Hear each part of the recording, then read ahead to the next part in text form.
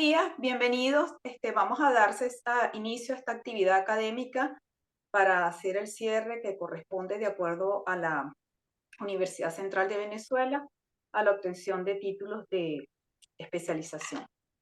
Bienvenida la doctora Morela Salazar, excelente también, la recuerdo con mucho cariño como mi profesora en el Hospital JM de Los Ríos. El doctor Manuel Camacho, bienvenido también, fue mi exalumno, o sea que estamos acá todos reunidos, qué bonito, gracias a Dios.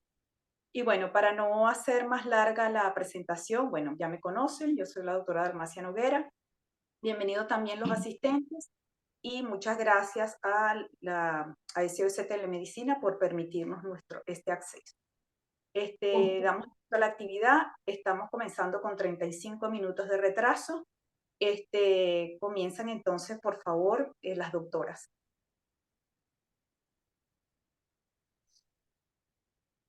Vamos a compartir pantalla.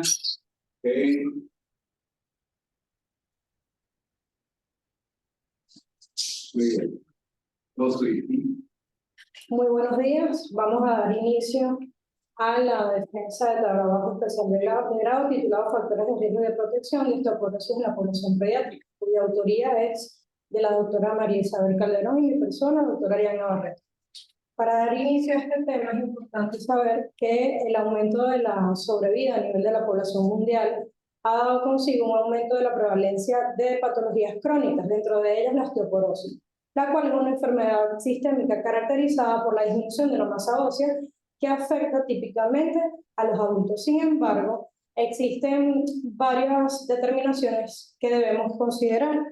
Es importante este problema de salud pública, ya que es la segunda causa de incapacidad después de las enfermedades cardiorrespiratorias. Por lo tanto, se considera un grave problema de salud pública, afectando a nivel mundial a 200 millones de personas. La mayoría de estas se encuentran en países desarrollados y el continente europeo, por tener una población predominantemente longeva, se registran reportes de 27 millones o más personas entre 50 y 84 años que sufren de esta patología, cuyas proyecciones indican que en años futuros, extrapolando hacia el 2025, podrían verse cifras de hasta casi 34 millones. En Norteamérica se estima que 10 millones de estas personas padecen de osteoporosis y 34 millones de osteopenia. A nivel latinoamericano, el registro de prevalencia no es tan específico como los anteriores. Sin embargo, sí hay reportes de osteopenia, tanto a nivel vertebral como femoral, que alcanzan entre 46 y 49%, y de osteoporosis entre 7 y 22%. Las mismas proyecciones hablan de que para el año 2050 las fracturas de cadera en individuos de 50 a 64 años de edad pueden aumentar hasta un 400%, y esta cifra puede ser casi duplicada para personas mayores de 65 años. Entonces, de alguna manera, nos indica el aumento tan notable que está teniendo en los últimos años. En nuestro país, lamentablemente, no contamos con cifras específicas. Sin embargo, hay reportes del 2003 donde lamentablemente solo el 10% de la población cuenta con una densidad mineral ósea normal en poblaciones de 70 años. Entonces, claro, nos da un margen de que hay bastantes diagnósticos que no están registrados debidamente. Y las extrapolaciones indican que para el año 2030 las fracturas de cadera pueden aumentar de 9.6 casos diarios a 67 casos por día. Evidentemente, esto genera una incapacidad de la población que aumenta directamente los costos a nivel hospitalario, siendo hasta cifras más altas del ingreso per cápita de cada país. En cuanto al planteamiento de alimentación del problema, tomando en cuenta la gravedad epidemiológica ya descrita, tenemos que la osteoporosis, a pesar de ser una afección que se manifiesta principalmente en la población adulta, tiene su origen en la infancia, y este es el punto más importante o el eje central de nuestra investigación, ya que de acuerdo a los niveles de prevención, el primer nivel indica que es importante la correcta adquisición de la masa ósea, la cual según la fisiología, se adquiere en edades tempranas o en los periodos críticos del desarrollo. Por lo tanto, es necesario que nosotros como pediatras realicemos una adecuada vigilancia de detección para la aplicación de factores correctivos oportunos.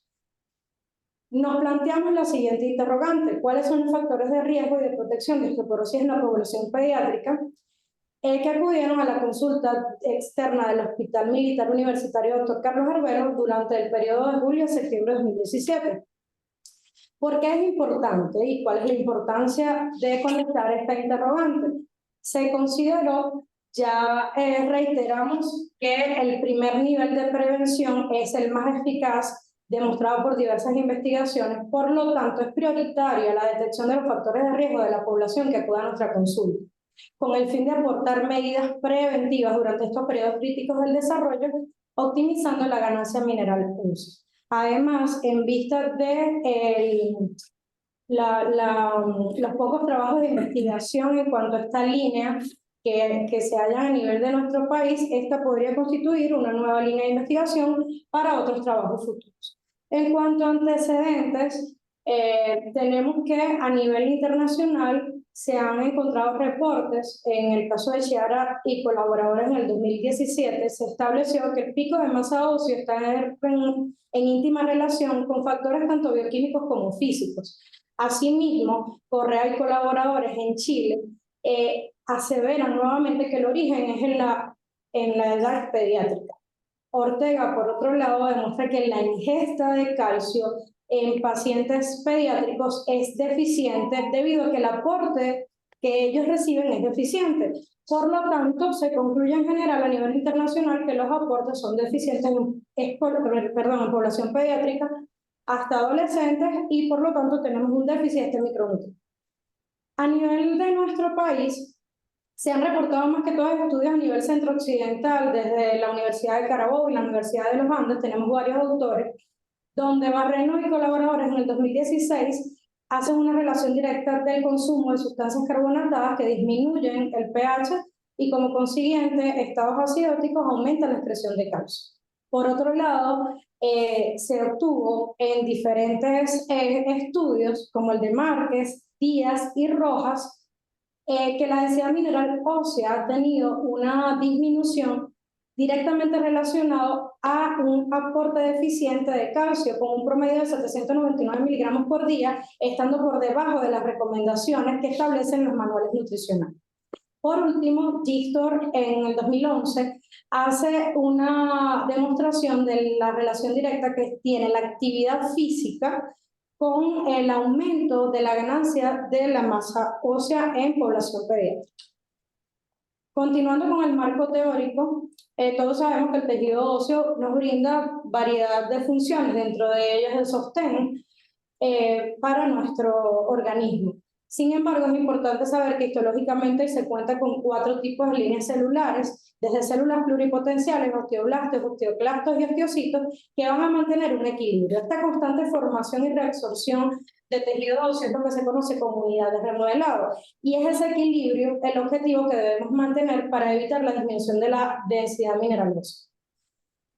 Sin embargo, como ya anteriormente se mencionó, existen 2 periodos críticos de la adquisición de esta masa ósea, y el primero está comprendido entre los primeros 3 años de vida, donde se establece que se adquiere 30% de la masa ósea, y el segundo entre los 11 y 14 años, donde estudios afirman que hasta 40%. La masa ósea, una vez que se acumula, llegando a su punto máximo, es lo que se denomina pico de masa ósea, pudiendo en conjunto abarcar el 80% durante estos periodos.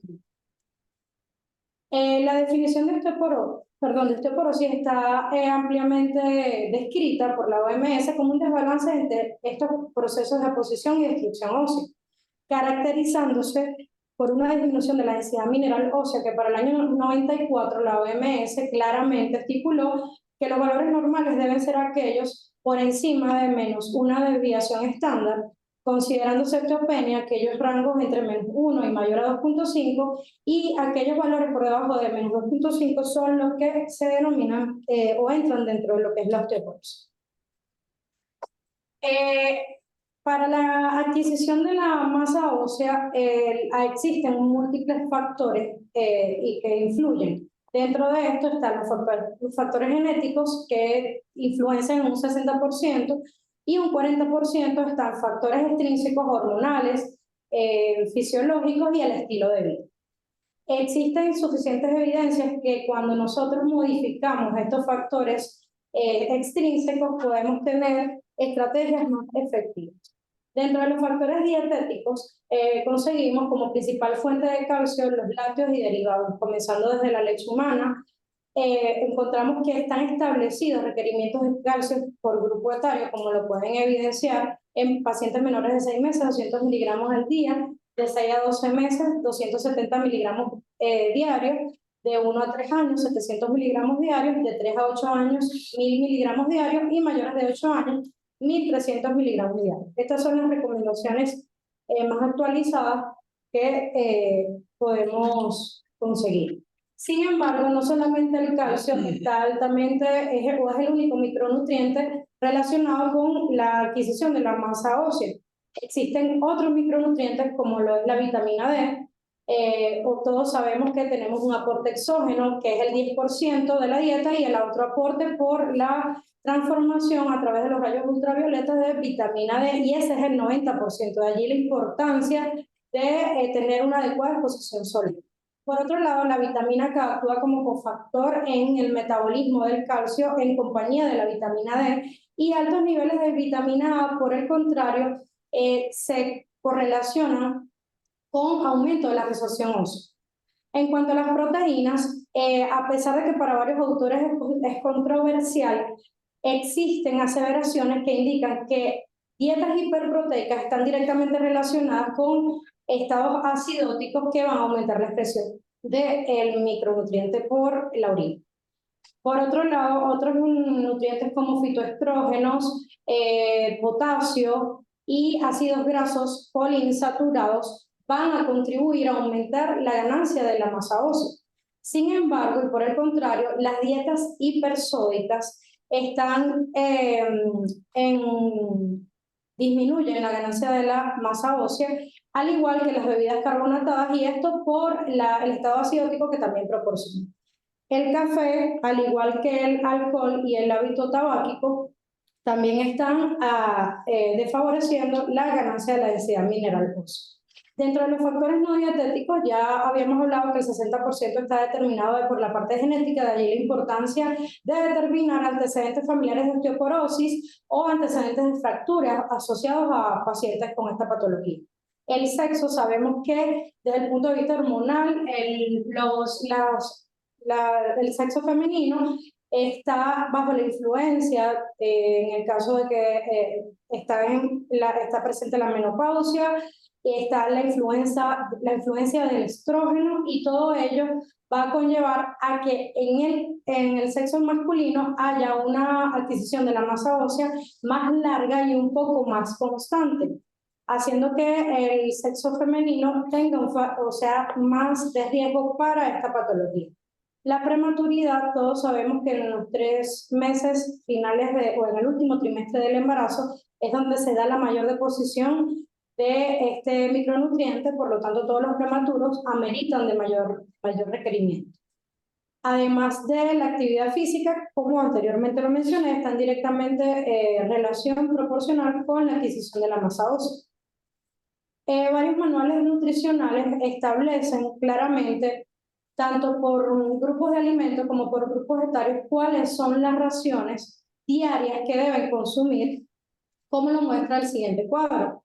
También conseguimos, no solamente a nivel nacional, referencias de manuales de nutrición, sino a nivel europeo, como lo muestra el siguiente cuadro. De tal manera que planteamos como objetivo general evaluar los factores de riesgo y protección de osteoporosis en la población pediátrica que acudió a la consulta externa de nuestra institución durante el periodo de julio a septiembre de 2007, para lo cual se especificaron o se establecieron 3 objetivos específicos. En primer lugar, identificar el perfil epidemiológico de la población pediátrica que acudió a dicha consulta, establecer los factores dietéticos de riesgo y de protección de osteoporosis en la población objeto de estudio y por último determinar los factores dietéticos, no dietéticos de riesgo y de protección de la población estudiada. Previamente, los principios éticos que rigieron la investigación fueron la Declaración de Helsinki, previa aprobación por el Comité de Ética de Investigación de la institución y previo consentimiento informado de cada representante. La metodología consistió en un tipo de estudio transversal, descriptivo, observacional, cuya muestra estuvo conformada por 100 pacientes pediátricos de ambos sexos que cumplieron con los criterios de inclusión de edades comprendidas entre 2 y 14 años, que acudieron a dicha consulta, mientras que se excluyeron todas aquellas patologías crónicas, usos de esteroides a largo plazo u otros medicamentos que interfirieran en el metabolismo del calcio, hospitalizados u otros pacientes pertenecientes a otros servicios distintos a la consulta externa. Como variables tenemos variables independientes, dentro de ellas sexo, edad, estratificación socioeconómica según el método de Grafar Méndez y Castellano, factores dietéticos y no dietéticos, y como variables dependientes la masa ósea y la osteoporosis. El procedimiento que se llevó a cabo previo consentimiento informado se hizo la recolección de datos a través de la elaboración de un instrumento y posteriormente la operacionalización de las variables.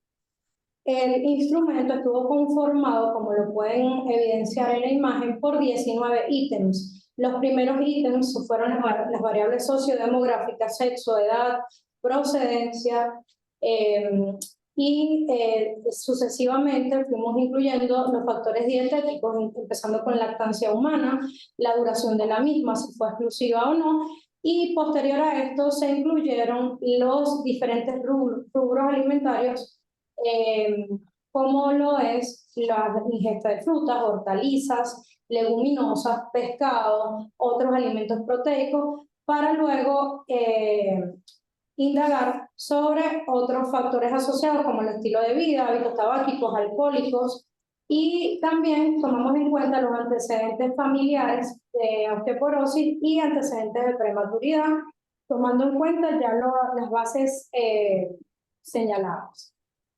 Posteriormente a la recolección de datos, el tratamiento estadístico estuvo constituido por una estadística descriptiva. Se usó el procesador estadístico SPSS en su versión 24.0, obteniendo las frecuencias simples de las diferentes variables y expresadas en porcentaje.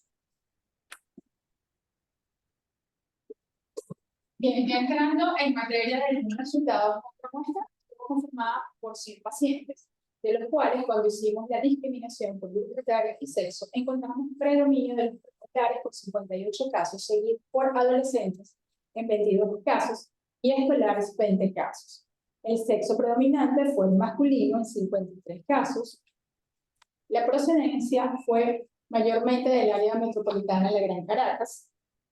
Y la estratificación socioeconómica demostró que el estrato social preponderante fue el estrato 4 o pobreza relativa, según Grafar Méndez Castellano. En cuanto al consumo de leche humana, si bien se observó en 93 pacientes en nuestra muestra, de ellos solamente 60 lo mantuvieron durante 6 o más meses y fue exclusiva en 43 casos. Cuando correlacionamos la duración del consumo de lactancia materna con la estratificación socioeconómica, observamos que los estratos sociales 4 y 5 fueron los que tuvieron una mayor duración de la lactancia. En lo relativo al consumo de lácteos y derivados, se presentó en 90 pacientes de la muestra. 45 de ellos manifestaron consumir distintamente leche y yogur, 42 únicamente leche y 3 únicamente yogur. En cuanto a la frecuencia de consumo de la leche entera dada por los diferentes grupos etarios, encontramos que en los preescolares predominó el consumo de 2 veces al día. En los escolares los consumos mayoritarios fueron de 2 veces al día y 1 vez al día, mientras que en los adolescentes siempre predominó el consumo ocasional de este rubro. Punto importante es la dilución de la leche. En la mayoría de los encuestados, específicamente en 68 casos, fue deficiente porque fue un déficit en la dilución. En cuanto a la deficiencia del consumo inadecuado, cuanto a la dilución, encontramos que fue de 50% en preescolares, 65% en escolares, 100% en el caso de los adolescentes.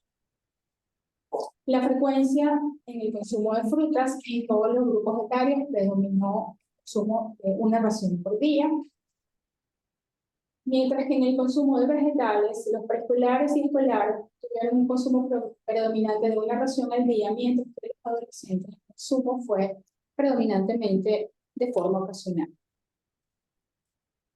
El consumo de pescado fue en todos los grupos etarios con un predominio ocasional, al igual que el consumo de leguminosas. Cuando hablamos de los alimentos proteicos, encontramos que en el grupo de preescolares y adolescentes predominó la frecuencia de consumo de 3 veces por día, mientras que en los escolares predominó el consumo de 1 vez al día. En relación a las bebidas y alimentos fortificados con calcio, se observó que 54 pacientes de la muestra los consumían, pero de ellos solamente 19 lo hacían de forma regular. Con los suplementos de calcio, un menor porcentaje, apenas 13 pacientes consumían estos suplementos y de ellos solamente 9 lo hacían de forma regular. En cuanto a los suplementos de vitaminas que favorezcan el metabolismo del calcio, encontramos que solamente 15 pacientes ingirieron de forma regular solamente 2. En lo relativo a la ingesta de alimentos procesados, el predominio, la frecuencia fue ocasional en los 3 grupos etarios. De igual manera, el consumo de bebidas carbonatadas también registró un consumo predominantemente ocasional. En cuanto al café, encontramos que la frecuencia de consumo mayoritaria en preescolares y escolares fue de 1 taza por día, mientras que en los adolescentes el consumo predominante fue ocasional. Los antecedentes familiares de osteoporosis estuvieron presentes en 23 pacientes de nuestra muestra y los antecedentes de prematuridad en 14 pacientes, de ellos en su mayoría fueron femeninos. El consumo de alcohol tuvo una frecuencia ocasional y se presentó únicamente en los adolescentes. El hábito tabáquico, por su parte, se presentó en 35 casos, todos ellos de forma pasiva. En relación a la actividad física, la frecuencia predominante de realización de esta fue de 1 vez al día en el caso de preescolares. En el caso de escolares hubo predominio de quienes realizaban la actividad física 1 vez a la semana, y ocasional. Y en el caso de los adolescentes predominó la frecuencia ocasional. Entonces, ya entrando en la discusión de los hallazgos, vemos que en nuestra muestra hubo un marcado predominio del grupo de preescolares con 58%, seguidos de adolescentes en un 22% y escolares en 20%. La media de la edad fue de 6.28 años, el género predominante fue el masculino y la procedencia mayoritariamente de la Gran Caracas. Esto contrasta un poco con los hallazgos del Boletín Epidemiológico Trimestral de Cáritas del 2021. En ellos, la muestra predominante fue la del sexo femenino y la mayoría de los pacientes procedían del interior del país. Los niveles socioeconómicos que predominaron en nuestro estudio fueron el estrato 4 y el estrato 5, con unos porcentajes de 53 y 26% respectivamente. Similar a los hallazgos que presentaron en su trabajo Torres Cárdenas y colaboradores, donde también predominan dichos estratos. Entrando ya en los factores dietéticos de riesgo y de protección de osteoporosis, específicamente cuando hablamos de lactancia materna, encontramos que 93% de nuestros encuestados admitió haber recibido lactancia materna. Solamente 64% lo mantuvo durante más de 6 meses y 46.23% fue de forma exclusiva. Estos datos van en concordancia con lo que encontramos en literatura tanto nacional como internacional. Se evidencia un incremento, un inicio mayoritario de la lactancia materna pero con un descenso progresivo con el transcurrir de los meses. En el caso de nuestro estudio, nuestro porcentaje de lactancia materna exclusiva fue de 46.23%, un poco por encima de lo reportado por la UNICEF para Venezuela y por la IPFAM en su trabajo para Venezuela del año 2016. En cuanto al grupo que recibió lactancia materna durante más de 6 meses, encontramos un predominio de los estratos 4 y 5 con 75%.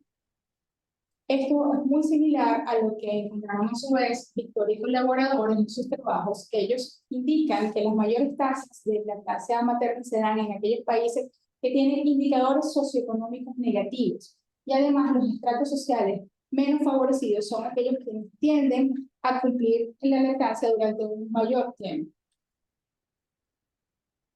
En lo que respecta a la ingesta de leche, encontramos una adecuación de consumo solamente en 48.2% de los preescolares, 35% de escolares, y en el caso de los adolescentes, el consumo fue inadecuado. Esto es muy similar a lo reportado en la encuesta nacional de consumo del año 2015, donde habla que hay un déficit en la cobertura de los requerimientos dietarios de calcio en la población venezolana, y este déficit lo estiman en aproximadamente 40 a 50%.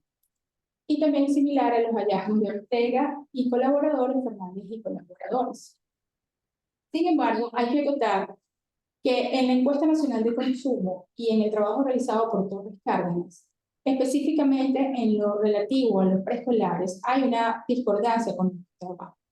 Ellos manifiestan que este grupo etario tiene el 100% de sus requerimientos de calcio cubiertos, dada la alta ingesta de leche y derivados, mientras que en nuestro estudio observamos que la adecuación no llegó ni siquiera al 50% en este grupo. Punto importante aquí son los adolescentes. En la muestra presentamos un 90.9% de adolescentes que tuvieron una ingesta de leche inferior a lo recomendado. 9.09 no consumió este grupo.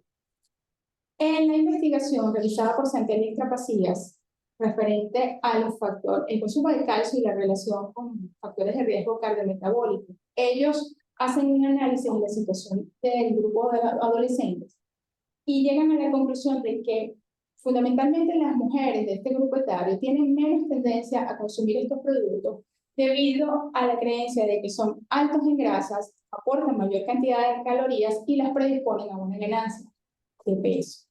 Igualmente, Bravo y colaboradores en su trabajo del 2019 encontraron que la ingesta de calcio en la población, específicamente venezolana, porque ellos hicieron un trabajo acá en el país, se ha visto disminuida a lo largo de la vida.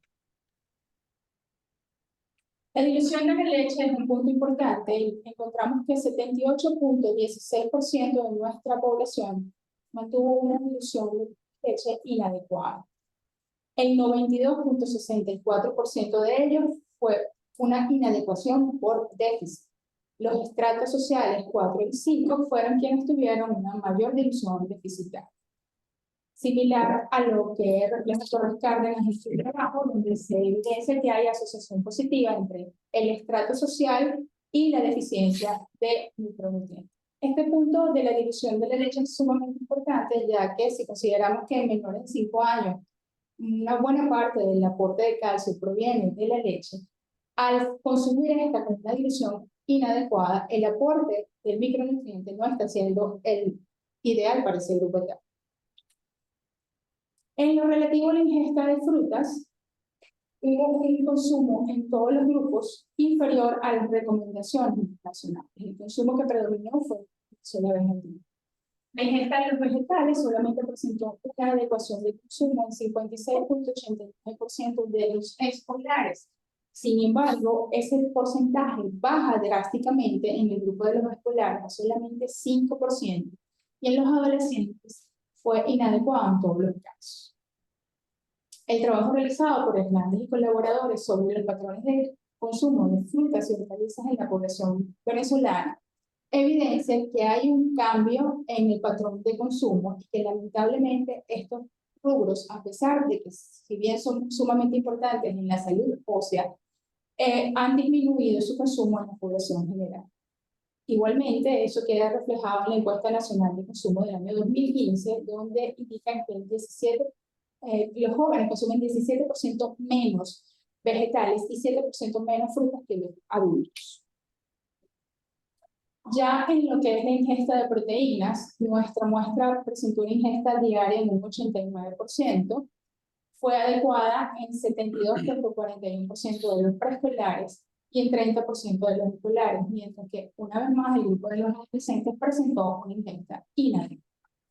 Esto contrasta con los hallazgos de Del REA. Ellos hicieron un estudio en cuanto al consumo y aporte de nutrientes en poblaciones del área urbana de Valencia, encontrando allí que la ingesta proteica fue solo del 60% y tuvieron un hallazgo similar al nuestro, viendo que hay una progresión decreciente en el consumo en la medida que incrementa.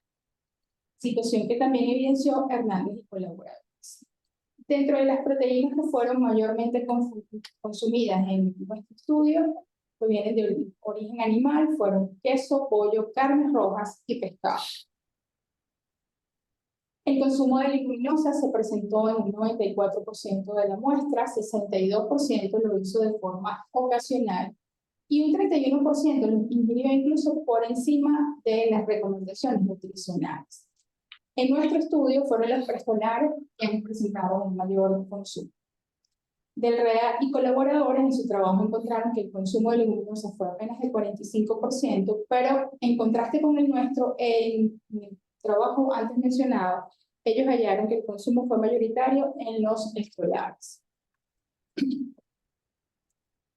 Los suplementos de calcio solamente fueron consumidos por 13% de las personas. De ellos, el 69,23% tuvo un consumo de forma regular y adecuada, entendiendo esto como dosis ponderales adecuadas al paciente. La ingesta de vitaminas también presentó un consumo apenas del 15% de la población, un 80% de ellos de forma regular con dosis ponderales adecuadas. Y en lo que respecta a las bebidas y alimentos fortificados, solamente se presentó el consumo un poco más de la mitad de la muestra, un 54%. 33,18% lo hicieron de forma regular. El consumo de alimentos procesados se presentó en un 43% de la muestra de manera ocasional. 30% manifestó no consumir estos rubros. Sin embargo, un porcentaje nada despreciable de 27% de la muestra indicó que sí se consumía de forma diaria. Cuando discriminamos la frecuencia de ingesta, encontramos que los preescolares fueron los que más consumían este tipo de alimentos de forma diaria, seguido por escolares y adolescentes. Si bien la literatura aporta pocos trabajos donde se pueda hacer una comparación en la ingesta de este tipo de alimentos, es importante aquí destacar que estos alimentos primero se caracterizan por tener un alto tenor de sodio, lo cual ya se sabe que es negativo para la salud ósea y la salud en general.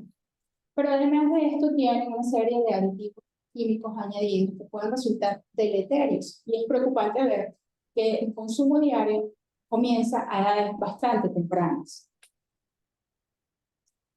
En lo relativo al consumo de bebidas carbonatadas, se presentó en 44% de los encuestados. La mayoría de ellos, un 36%, manifestó hacerlo de forma ocasional y 8% lo recibían diariamente. Del grupo que lo recibió de forma diaria, predominaron los adolescentes con 50%, y el otro porcentaje restante se dividió a partes iguales entre preescolares y escolares con un 25% de frecuencia cada uno. Del REA, en su trabajo, encontró un consumo similar al que encontramos nosotros en el nuestro. Sin embargo, en nuestro estudio, quienes más consumieron fueron los adolescentes. En el caso del REA, fueron los escolares quienes tuvieron el mayor porcentaje de consumo, no solamente en frecuencia, sino también en cantidad. Situación por demás bastante preocupante. En lo relativo al consumo de café, se presentó en el 44% de nuestra muestra, y los preescolares fueron los que consumían más este producto, 35%, seguido por adolescentes y 20% por preescolares.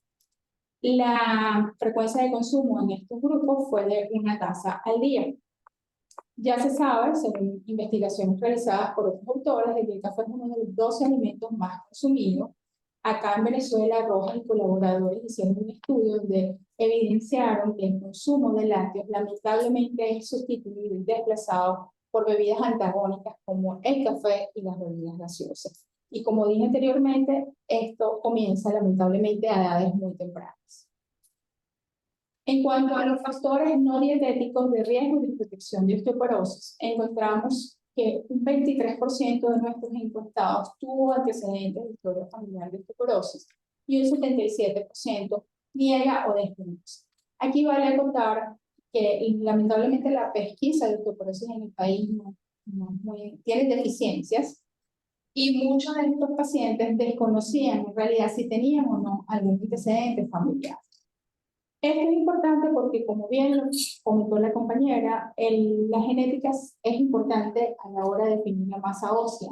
Se sabe que los niños tienen la tendencia a tener una masa ósea, una densidad mineral ósea similar a la de los progenitor. Aquellas personas que tienen familiares con osteoporosis, pues tienen la tendencia de disminuir su densidad mineral. En cuanto a la prematuridad, se presentó en el 14% de nuestra muestra, predominando el sexo femenino con un 71.42%, en su mayoría proveniente del estrato social 4, con un 78.57%. Ya se sabe que los 3 últimos meses son fundamentales para la adquisición de masa ósea en efecto y que la prematuridad ejerce un efecto negativo. Se sabe que los niños prematuros tienen una menor cantidad de calcio en sus huesos y por ende deben ser suplementados al momento del nacimiento. La gravedad va a ser inversamente proporcional a la edad gestacional y al peso nacer. Y algunas literaturas hablan de que esta diferencia se mantiene a largo plazo. Incluso hay estudios que hablan que alrededor de los 7 u 8 años es que la densidad mineral ósea de un niño pretérmino se puede equiparar a la densidad mineral ósea de un niño a término de su misma edad. En lo relativo a las bebidas alcohólicas, se presentó un porcentaje muy bajo de apenas 4.54%. El consumo fue en adolescentes, realmente fue un solo caso, una adolescente femenina que manifestó un consumo ocasional. El consumo del tabaco sí estuvo presente, de tipo pasivo, no tuvimos tabaquismo activo en nuestra muestra, y lo tuvimos en 35%. Por supuesto, hay que acotar de que la población pediátrica está bastante propensa y vulnerable a sufrir del tabaquismo pasivo, sobre todo en los primeros años, en vista de que están bastante circunscritos al entorno doméstico. Una vez que el niño ya crece, empieza a socializar, empiezan las actividades escolares, pues esa influencia disminuye un poco, pero no hay que olvidar que el tabaquismo, tanto activo como pasivo, tiene consecuencias que son acumulativas y que pueden presentarse de expresión clínica a corto, mediano o largo plazo. En cuanto a la actividad física, ya para terminar, encontramos que solamente un 18% de nuestra muestra realizó ejercicio físico adecuado, entendiendo esto según las directrices que nos brinda la OMS. Una actividad física mayor o igual a 30 minutos durante 3 o más días a la semana.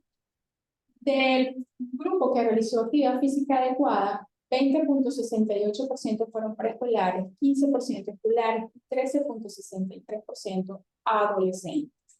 Evidenciando entonces que hay una disminución en la realización de actividad física o deporte en la medida que progresa la edad.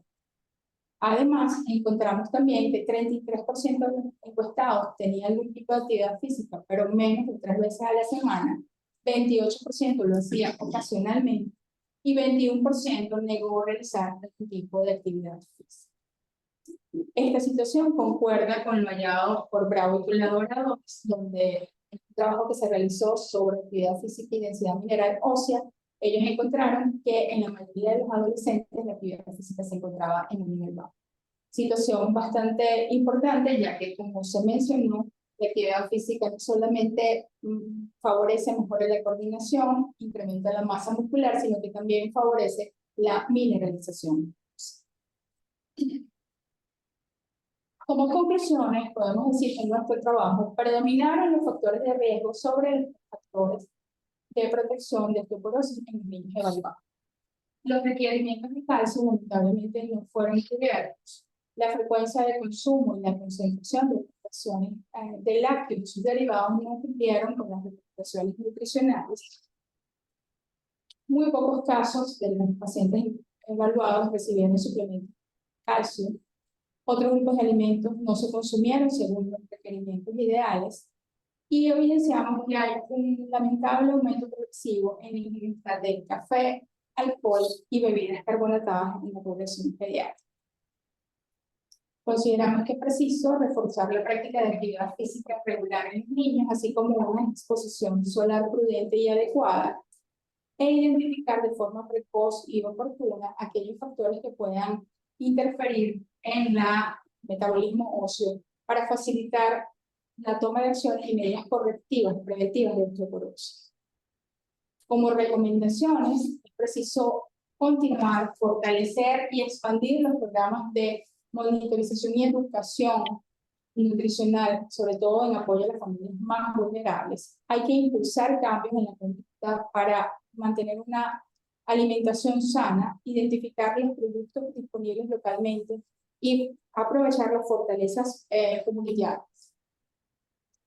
Es preciso desarrollar programas de educación para promoverlos en la población pediátrica, estilos de vida saludables, instruir a los padres sobre el consumo de calcio y de lácteos como factores beneficiosos para el metabolismo óseo y para la prevención de la osteoporosis, difundir el uso de alimentos de bajo costo y aceptables culturalmente y que sean nutritivamente adecuados, así como ampliar los estudios en la población pediátrica para estudiar no solamente la prevalencia de factores de riesgo y protección de osteoporosis, sino también de otras enfermedades crónicas.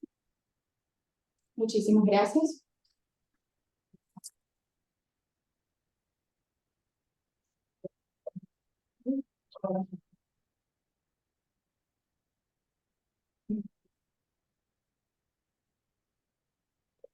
Bien, bueno, felicitaciones a las disertantes por su clara exposición apegada a las normas y procedimientos que tiene la Universidad Central Facultad de Medicina para tal situación. Y bueno, yo tengo un comentario y una pregunta. Tengo muchas preguntas, tengo varios aportes que hacer, pero bueno, hay que apegarse al tiempo y además que es un tema que me apasiona. Fíjense que, como ustedes mismas lo destacan en su investigación, el aporte fresco y novedoso tiene que ver con que siempre hemos visto la osteoporosis como una enfermedad de viejos o enfermedad del adulto mayor. Y ya vimos que no es así, donde es una enfermedad altamente discapacitante y un alto costo-beneficio, entonces el enfoque tiene que ser epidemiológico desde la prevención. Y desde la prevención en los primeros 1000 días del desarrollo, donde es una población altamente vulnerable, incluso en la etapa pregestacional, y también porque son los niños que van a ir, entre comillas, más a las consultas. Entonces, después de los 2 años vamos a perder esa oportunidad porque simplemente es cuando se enferman. Allí entonces va mi pregunta, ¿no? Por ejemplo, con relación a todos estos factores de riesgo y de protección que ustedes muy bien han expuesto, quisiera saber en la población venezolana actual, ¿cuáles ven más factibles de aplicar?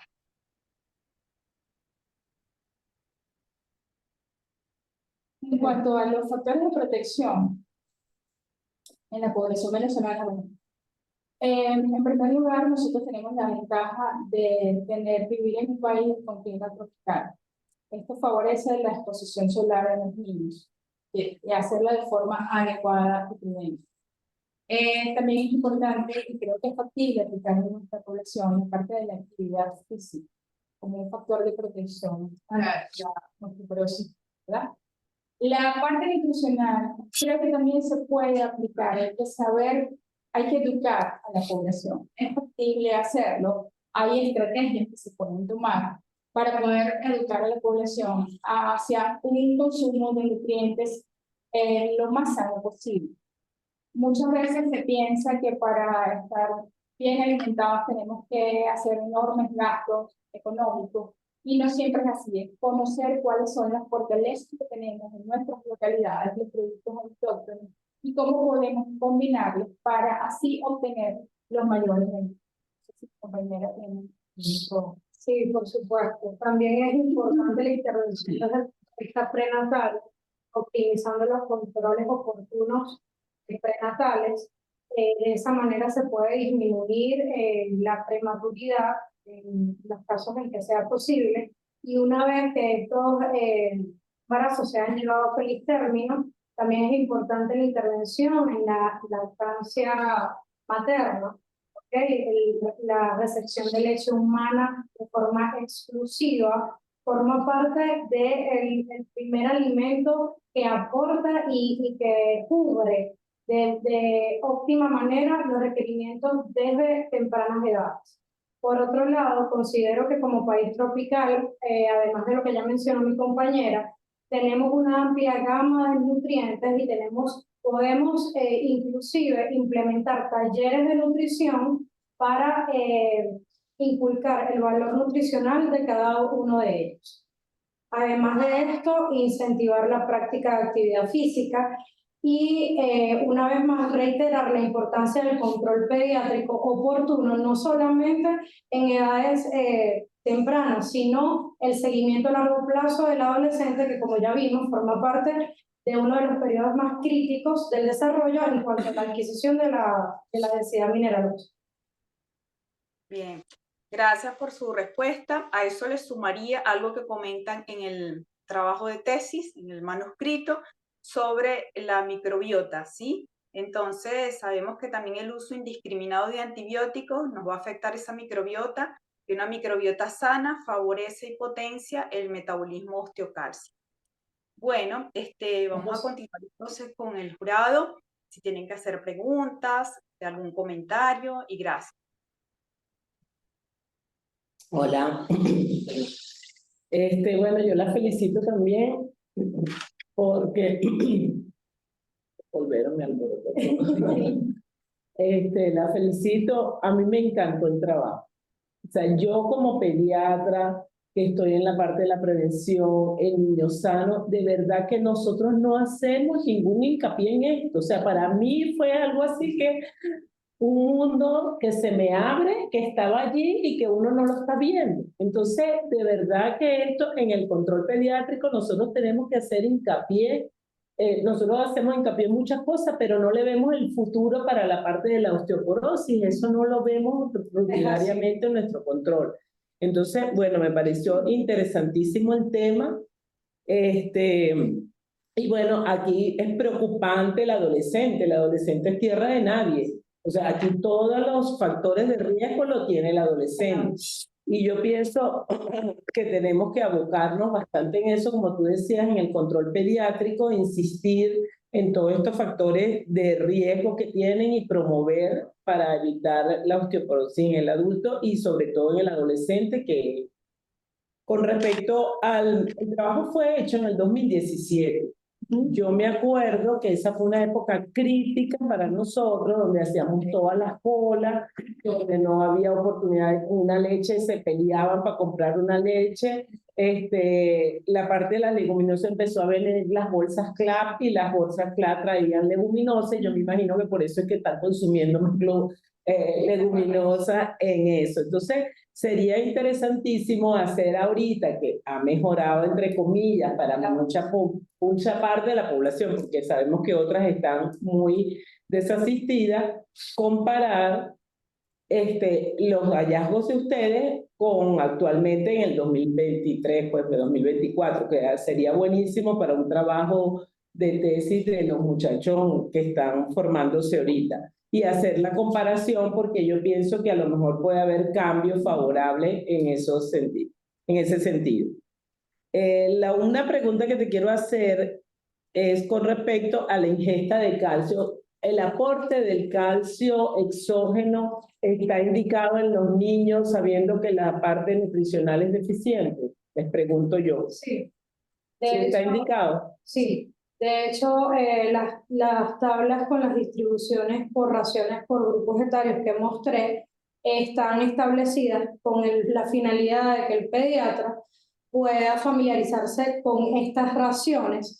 Y bueno, es una invitación que le hacemos a nuestros colegas a familiarizarse con estos manuales. ¿Por qué? Porque allí está establecido desde cuánto aporta 500 cc de leche humana, cuánto aporta una ración de queso, cuánto aporta una ración de yogur, y en base a eso podemos extrapolar, según las raciones que consuma el paciente específico, si estamos cubriendo o no. En el caso contrario, ¿ok? De que el aporte sea por debajo de lo recomendado, sí podemos indicar la suplementación de calcio. ¿Ok? Entonces, bueno, ese es el objetivo de estas tablas. Y claro, en el momento que hicimos la investigación, de verdad que nos costó llegar a ellas, porque no aparecen muchas, pero no con todos los alimentos, los grupos de alimentos completos. Entonces, muchas veces las leguminosas o las hortalizas no estaban tan claras, pero sí se puede, doctor. De hecho, un poco para complementar lo que estaba comentando mi compañera, siempre hay que mantener el enfoque en la consulta pediátrica, que lo ideal es la alimentación sana. Si bien los suplementos de calcio son un factor que puede ayudarnos, estos no aportan otra serie de nutrientes que sí no tenemos en una alimentación. Complementando la idea que usted dio, ciertamente cuando comenzamos este estudio estaba iniciando las cajas claras, ¿no?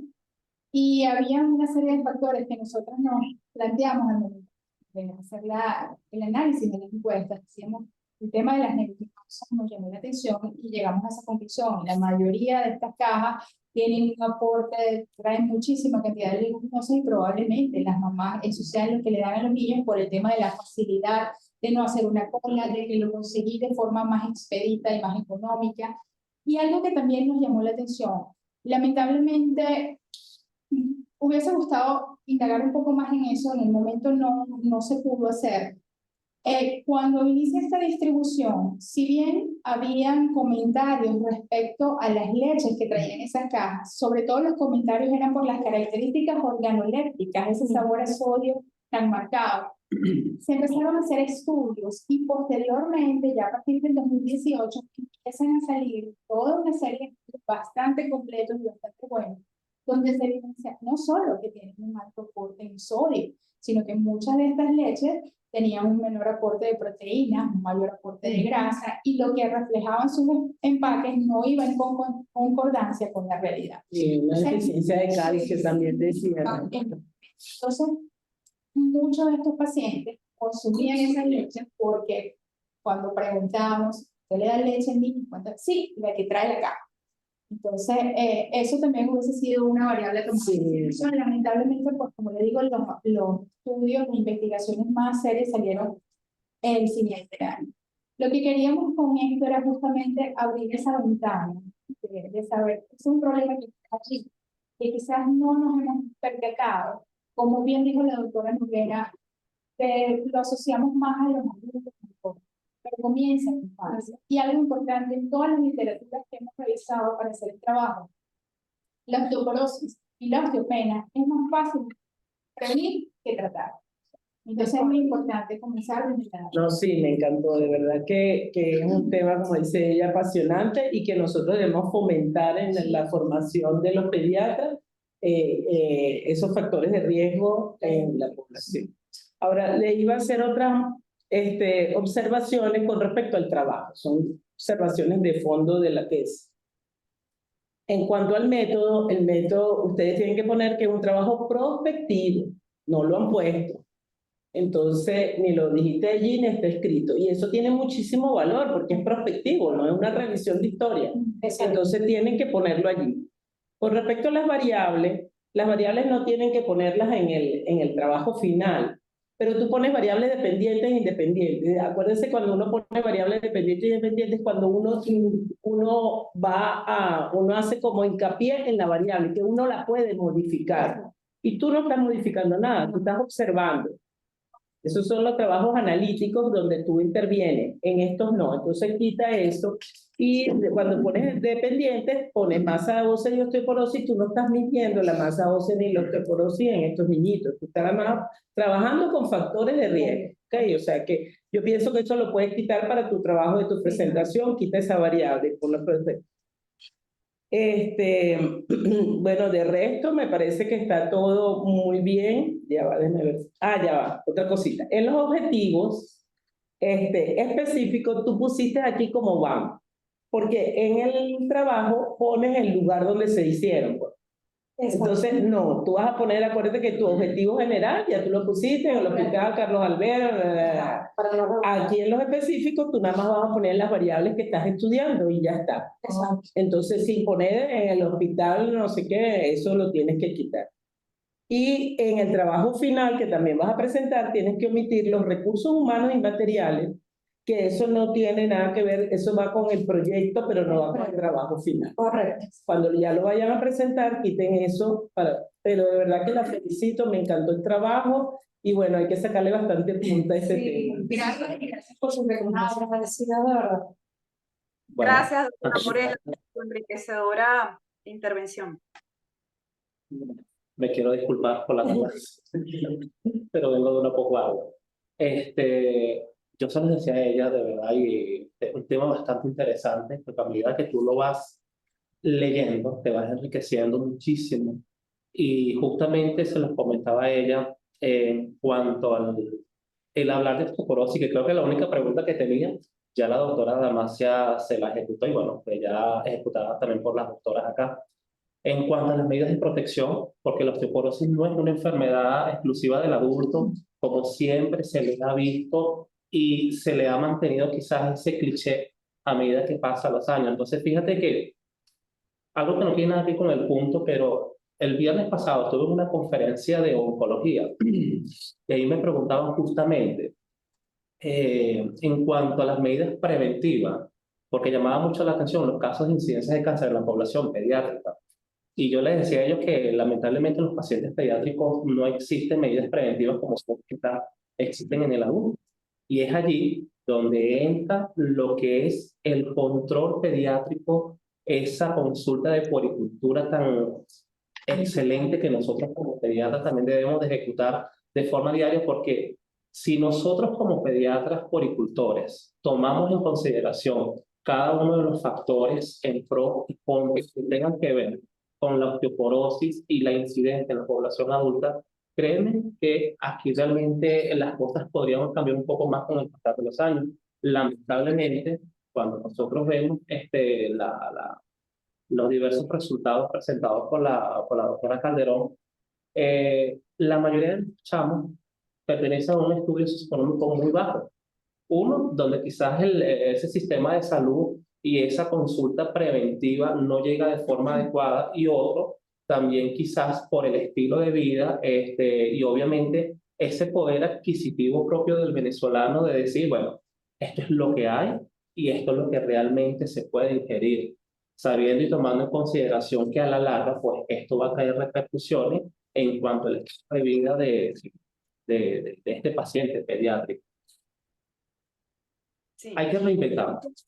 Ciertamente como pediatras hay que reinventarnos, hay que seguir ejecutando. Creo que a pesar de todas y cada una de las debilidades o las amenazas que nosotros tengamos dentro de lo que es la práctica diaria de la medicina, creo que hay que buscar esas oportunidades y fortalecer esas debilidades que podamos encontrar nosotros, tanto en la consulta pediátrica, porque creo que si ejecutamos y no nos quedamos de brazos cruzados, la realidad va a ser otra completamente distinta. Es fundamental que en la consulta pediátrica hablemos de forma adecuada, porque a veces la consulta pediátrica la buscamos solamente al motivo de consulta del paciente. Viene por fiebre, viene por un proceso gripal, pero no vamos más allá de tabular lo que es el peso, la talla del proceso de alimentación, porque entonces estamos en el día a día, el corre y corre.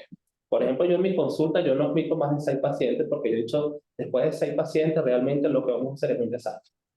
Y cada vez que estemos en la consulta pediátrica, preguntar siempre por los factores de la alimentación, cómo se está alimentando nuestros niños, qué les estamos dando de forma diaria, porque ciertamente lo que dicen ellas es muy cierto.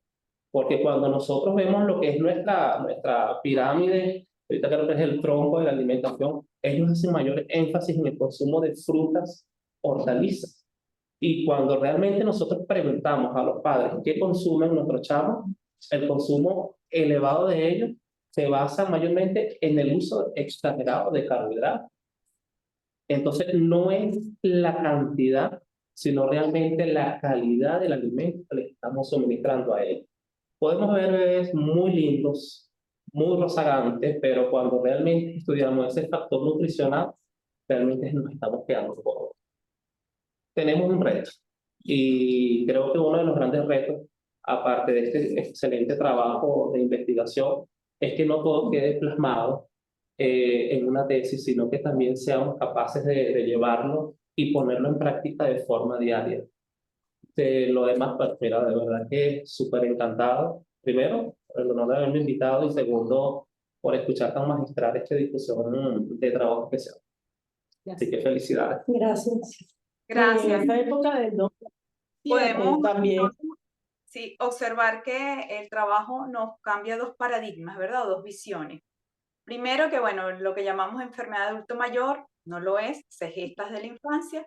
Y lo segundo, que siempre estamos acostumbrados que prevención de osteoporosis, dar lácteos, dar calcio. Y vimos que no, que probablemente hay algunos factores antinutricionales o antagónicos, como bien lo dijo la doctora Calderón, que probablemente los pudiéramos manejar, reducir, para que entonces, si no tenemos ese aporte de lácteos de acuerdo a la recomendación nacional, entonces podamos optimizar ese metabolismo osteocálcico para prevenir la osteoporosis. No sé si quieren comentar algo más, las disertantes. No, eso mismo, que por lo menos en la época de la pandemia, yo tuve niñitos que ya estábamos terminando el 2021 y estuvieron todo ese tiempo encerrados en su casa. O sea, y no lo bajaban nunca. No, porque me daba miedo, no sé qué. Entonces esa época fue bien dura también para los niños, encerrados en una casa, se pusieron más gorditos, por supuesto, y ahí no hubo nada de ejercicio para esos niños. Entonces eso siempre hay que insistir en la parte de la actividad física en los niños, de sacarlos a hacer alguna actividad, o de acostumbrar a los padres a que por lo menos si no pueden salir en la semana, que los saquen los fines de semana, porque pasaba mucho con los papás también, que no, yo estoy trabajando toda la semana, entonces sábado y domingo pasé mis labores en la casa, y entonces el niñito encerrado todo el día. Entonces esa parte del ejercicio también hay que incentivarlo a los padres en la consulta pediátrica también con eso.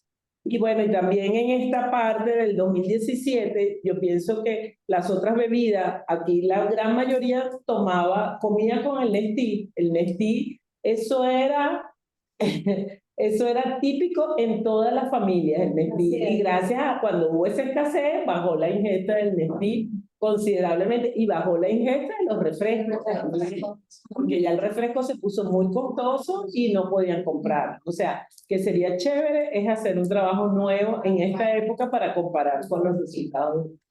Entonces, bueno, la felicito. Gracias. Una de las cosas que nosotros nos planteamos también como recomendación en el trabajo, y lo dijimos allí, es hacer programas educativos, pero fomentar desde la infancia la adquisición de hábitos de vida saludables. Exacto.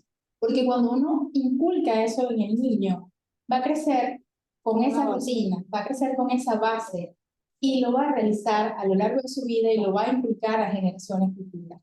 De repente a los adultos quizás a veces nos cuesta un poquito más por el tema, como usted bien lo dice, el día a día, el correr, el trabajar, no puedo ahorita, mientras que esa rutina se va gestando en la infancia y los niños, uno les explica y crea esos hábitos y les llega y les queda y lo van a seguir. Eso es una de las estrategias más importantes. Sí, tienes razón. Bueno, concluida la parte de comentarios y preguntas,